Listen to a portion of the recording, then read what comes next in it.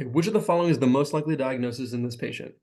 A 9-year-old girl presents to the pediatrician with a petechiae and easy bruising over the past week.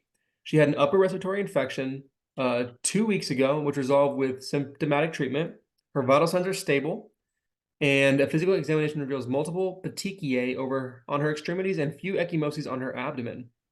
Laboratory studies reveal a platelet count of 25,000 and a normal white blood cell count and normal hemoglobin level. Which of the following is the most likely diagnosis in this patient?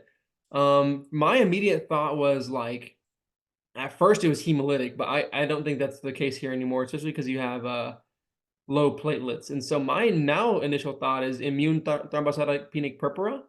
Okay. It's because it is a 9-year-old girl. It is a young girl with obviously thrombocytopenia and petechiae, purpura, and on lower extremities. I'm definitely thinking that.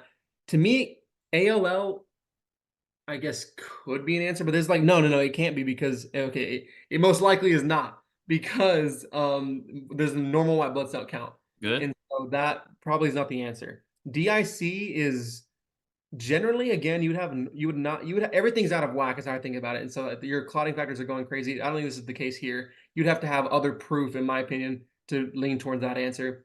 Hemolytic uremic syndrome is most likely not the answer either because of just the amount of lack of evidence of like, like urine, like dark urine or anything like that, something. And then von Willebrand disease is nothing here to me about that. That could be, like like bleeding time, PT, nothing. That's so I would go with this. Good. Perfect. Perfect. Cool.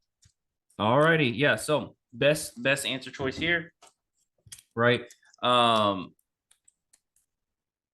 What was I gonna say? Give you some key thoughts here. Yeah. So the way you went through all the other answer choices, great. The only thing that I'm gonna add to your repertoire a little bit for immune thrombocytopenia is usually it's going to have an inciting event, right? Usually an Oh, infection, right? Because the mechanism how it works is you get an infection and then your antibodies while fighting that infection also kills your platelets. Does it make sense?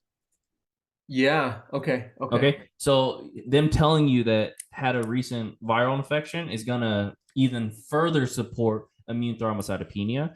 Okay. And definitely low platelet counts, but normal everything also supports that. But yeah, just so you can add it to your memory.